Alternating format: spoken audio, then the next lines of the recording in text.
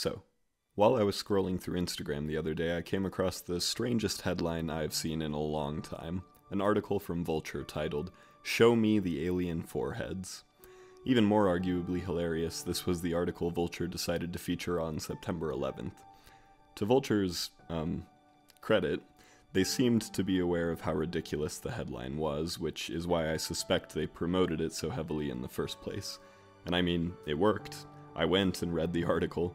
The article's author, James Grebe, also recognized the ridiculousness of the premise, and the whole thing is kind of tongue-in-cheek. Here's the thing. I write articles in the online sphere. Side note, if you want me to write, edit, or review something for you, please reach out. Shameless plug aside, most websites are content factories. While that sucks on the one hand, in a sense, it is good for the consumer. We love content, but it does lead to articles such as these. James Grebe's Twitter would suggest he pitched this article, but the point is the demand for content will lead to some strange takes, sometimes any take imaginable. And ultimately, Grebe did a great job of putting his own voice in the article, despite the bizarre nature of its premise. Grebe explained that when alien species such as Twi'leks cover their foreheads, it's immersion breaking. When a Twi'lek wears a head covering in live action, it becomes clear to the audience that the actor is just wearing a hat. Grebe argues that it makes the world of Star Wars feel less alien, and the coincidental nature of so many Twi'leks with head coverings goes a little beyond reason. Again, these are Grebe's arguments, not mine. However, in my opinion, he does kind of have a point. This article was written just before Ahsoka's 5th episode, where she's seen without her headband. When that episode came out, Grebe posted this funny little update on the article, which really kind of confirmed his point further. Ahsoka looks more alien without her headband. Rosario Dawson's performance injects humanity into the role, clearly, and that makes it easy to forget her alien status. In general, it's easy to forget Ahsoka's not human, but this little makeup trick reminds us of that. Ultimately, whether we see alien foreheads doesn't carry much weight on the viewing experience, but this whole thing got me thinking. Some entries in the Star Wars canon are so immersive, while others aren't. For the most part, Ahsoka managed to be extremely immersive, but how? Why? For example, when Huyang says, "A long time ago, in a galaxy far, far away." It's obviously fan service. In theory, it should make most people's eyes roll. So why didn't it? Look at the response to this scene on Reddit. Everyone said they saw it coming, but still weren't bothered by it. Most everyone really liked it, in fact. So what's the deal? Why do fan service moments like this, or this, "You are a Palpatine," or this? Why do these moments take us out of the story so much, but a moment like Huyang quoting the story's meta-narrative doesn't? Let's find out. But I don't want this to merely be a discussion about fan service, rather the things that will take a reader out of a narrative. A lot of us are just starting out in creative writing, which means we don't really have the option to use fan service, unless we're writing fanfiction, but we won't get into that right now. Still, the principles behind Star Wars' fan service issues apply to us in our attempts to immerse a reader. As always, I want to define the terms we'll be working with, starting with immersion. The only problem is that such a definition is a little difficult to pin down. Most definitions in one way or another fall short, feel incomplete, or feel too cyclical in that they rely on other forms of the word they're attempting to define. The Cambridge Dictionary's definition, the fact of becoming completely involved in something, isn't bad, but we can go deeper. These fine folks you see before you, Sarvesh R. Agrawal, Adele Simone, Soren Beck, Klaus Berensten, and Soren Forkhammer, apologies for mispronunciations, published a paper in the Journal of Audio Engineering Society titled Defining Immersion, Literature Review and Implications for Research on Audiovisual Experiences, attempting to synthesize a definition of immersion for research purposes. In their efforts, they outlined why defining the term is so difficult. By the way, I will link to this paper below for anyone who wants to read it. It's fascinating, so I highly recommend it. Quote, "The use of the term immersion to describe a multitude of varying experiences in the absence of a definitional consensus has obfuscated and diluted the term. People use the word immersion to refer to so many things that it can easily lose meaning. Furthermore, the authors point out how immersion is often equated with terms like realism, naturalness, presence, and the sense of being surrounded, as well as involvement and engagement. Adding to the confusion is the fact that immersion can occur in so many different mediums. The paper points out audio and acoustics, video games, virtual reality, music, film, and literary works. The paper itself mostly refers to video games, but the principles listed apply to almost any narrative work, regardless of the medium. And perhaps even more than all previous factors, the thing diluting the concept of immersion most of all is the fact that immersion is a personally subjective experience. Or as the paper explains, the role of the individual is of paramount importance, since experiences are, by their very nature, subjective.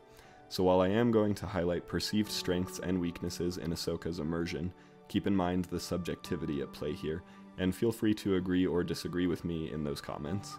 Ahsoka, like all Star Wars properties, is quite divisive, so please just remember to be respectful.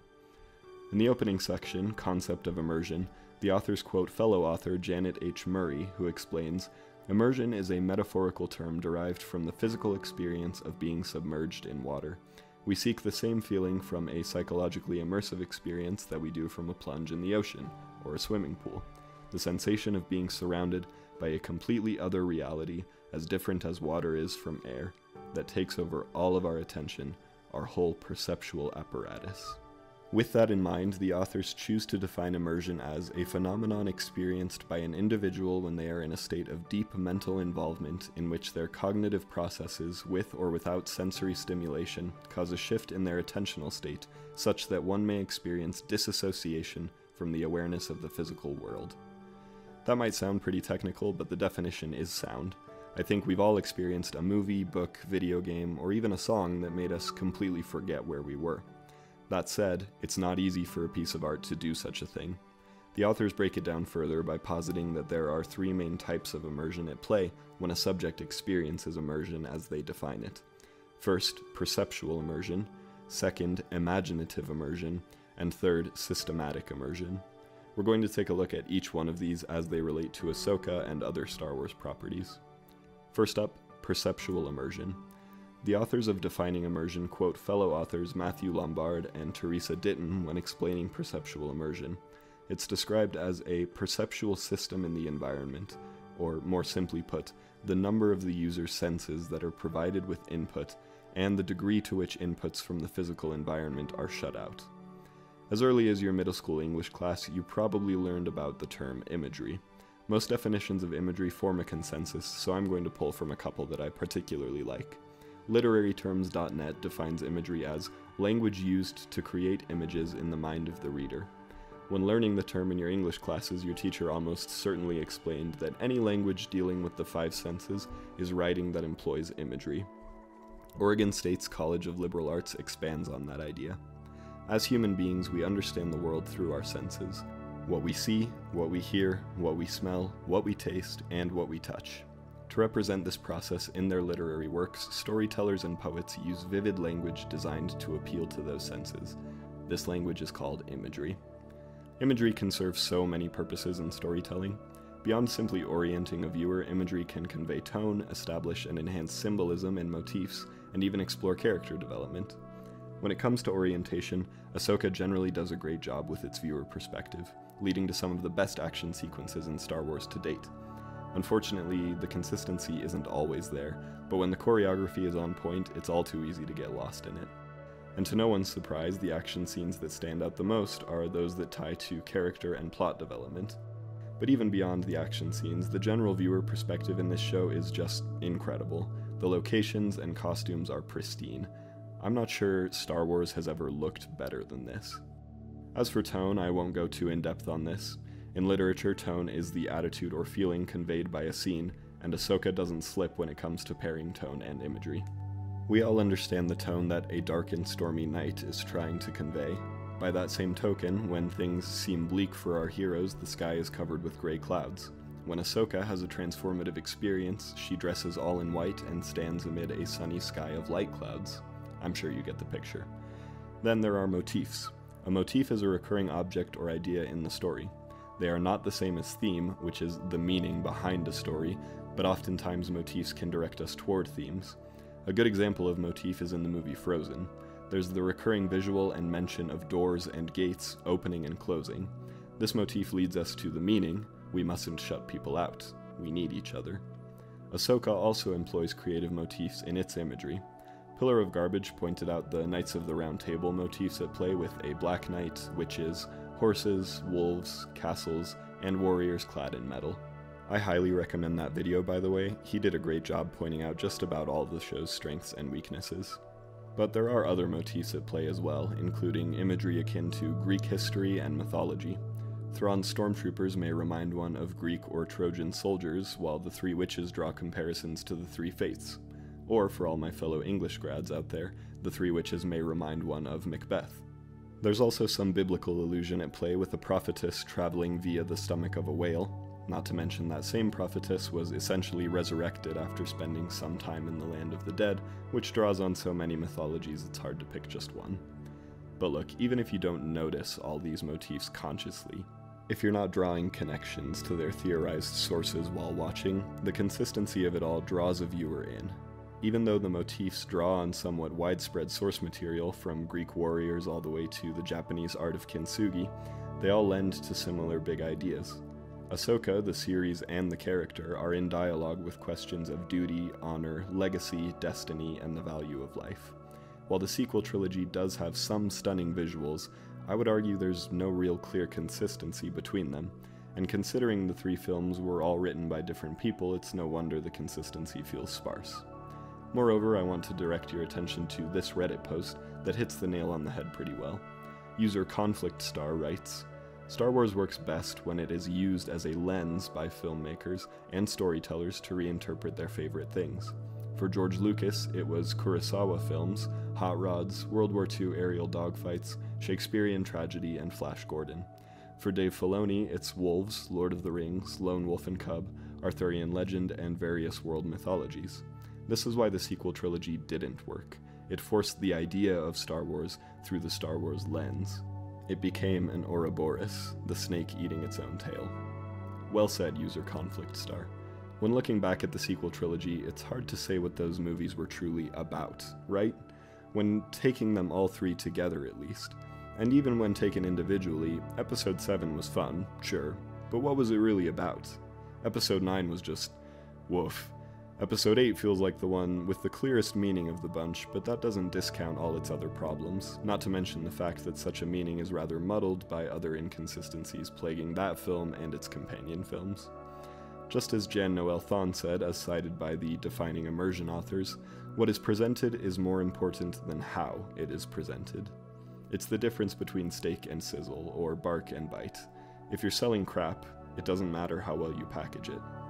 This brings us to perhaps the most fundamental piece of writing advice out there: write what you know. However, take that advice with a grain of salt. As my professor once said, the key to writing is knowing what you suck at, then doing it. If you only do what you're good at, you'll only ever be as good as what you suck at. We can see that in Ahsoka. For all the show's strengths, and there are a lot of strengths, it's still brought down by a few bags of sand, if you will. For example, Filoni's style of written dialogue just doesn't always translate well to live action. This sort of thing is especially jarring when compared to a show like Andor, where the dialogue feels so real. It makes it hard to believe these series exist in the same universe.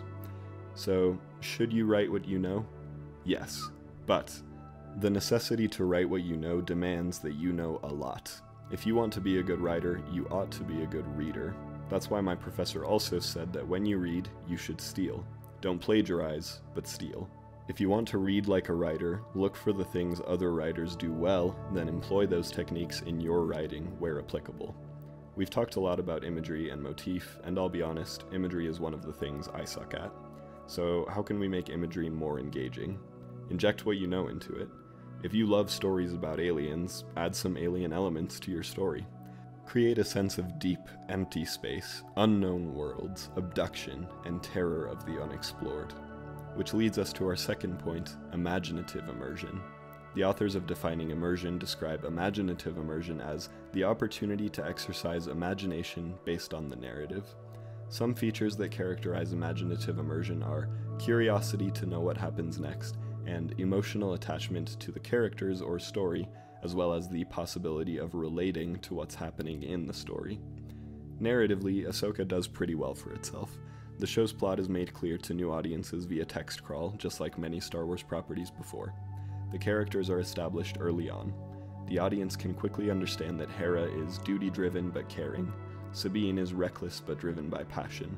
Ahsoka is hardened by past trauma, fearful and deathly serious as a result. The character introductions feel somewhat basic, but they're effective, especially for those like myself who have never seen Rebels or Clone Wars all the way through. And this is where I want to delve into the importance of context. Masterclass has a well put together article about context in literature. As they explain, context is information that helps the message of a literary text make sense. Context will inform the reader why something is taking place.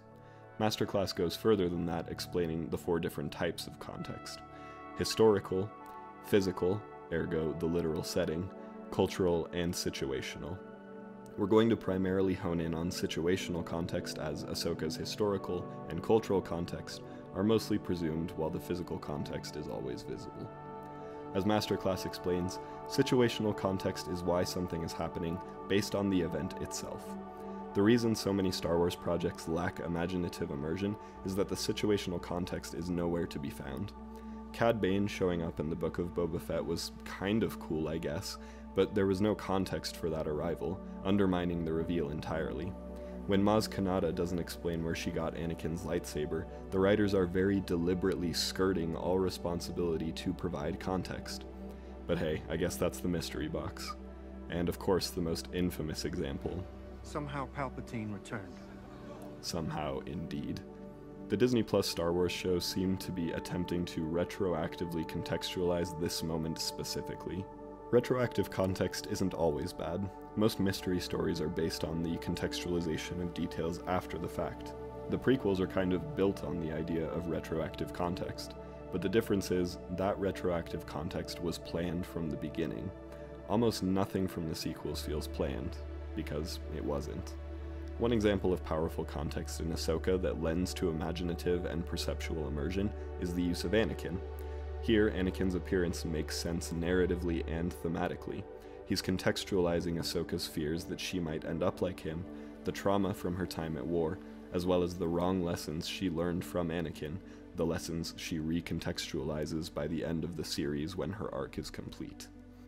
The message is similar to Episode 8, though it's much more subtle in Ahsoka. Hope persists not by destroying what we hate, but by preserving what we love. Life is the most important thing. It should not be treated as expendable. All life inherently has value. When Ahsoka puts the importance of her mission above Ezra or Sabine, she pays the price for it.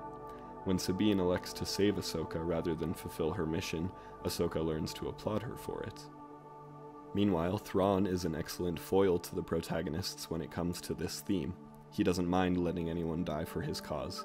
Preservation isn't a priority for him except for self-preservation. He's even willing to sacrifice Morgan Elsbeth, the woman who saved him, just so he can get away. Ultimately, this is what Star Wars has always been about. Like when Luke goes to save his friends in Episode 5, it's not the wise thing to do, but it's based on love and faith, and those feelings pull through in the end. Let's compare Anakin's appearance in Ahsoka to his use in Kenobi. Here, in this flashback, Anakin is used to contextualize that he and Obi-Wan used to be close. But is that really the meat of this clip, or is it just the fact that Hayden Christensen is here and that he's awesome? That fan service only goes so far. This moment doesn't do enough for the context nor the imaginative immersion to justify its presence. That's where the franchise's weakest fan service moments fail. When Maz gives Chewbacca a medal in Episode 9, that only makes sense from the context of a fan questioning why Chewbacca didn't get a medal in Episode 4. Like, think about it. If Leia was aware of that, why didn't she give him a medal sooner? Or when the X-Wing rises from the ocean, it's clear this moment is just meant to garner applause without any thought for how the X-Wing got there. And the Rey Palpatine stuff? This moment goes out of its way to strip away the context that was given to us in Episode 8. It almost feels insulting. Compare this to the moment when Hu Yang says, "a long time ago in a galaxy far, far away." I will concede that this moment is smaller in scope than the others we've mentioned, but what truly makes it feel less forced is the context.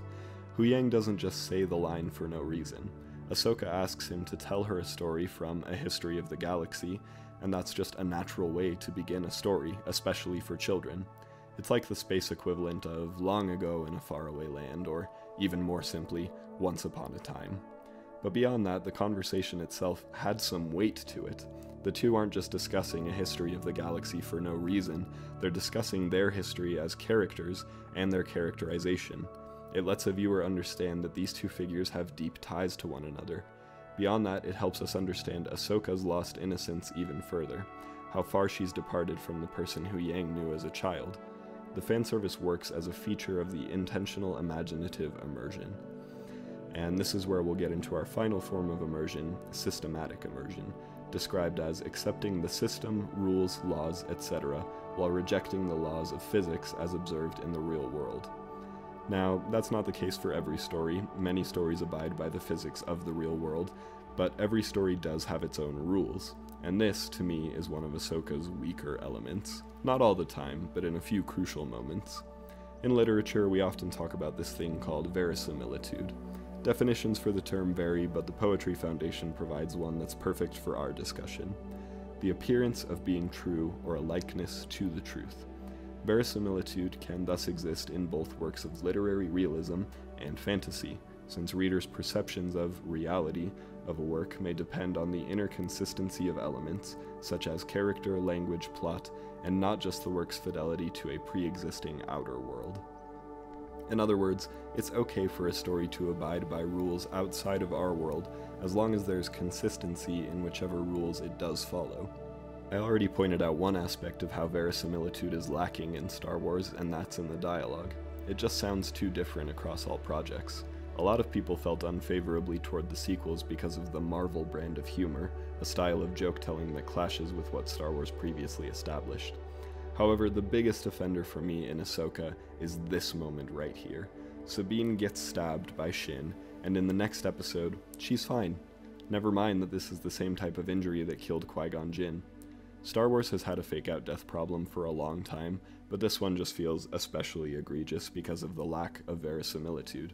Sabine should have died from this wound, and because she didn't, it removes all the stakes going forward. And what's worse is, there would have been an easy way to write this scene where Sabine lives, keeping in line with the universe's rules. Just have Sabine lose a hand or a leg. We've seen people survive such things and have their limbs replaced. Not only would that raise the stakes, showing that our heroes are susceptible to injury, but it would have given Sabine an even greater trial and character journey. Not to mention Shin might have come out as an even more memorable villain and nemesis to Sabine. Perhaps I haven't been hard enough on this show. It does have its flaws.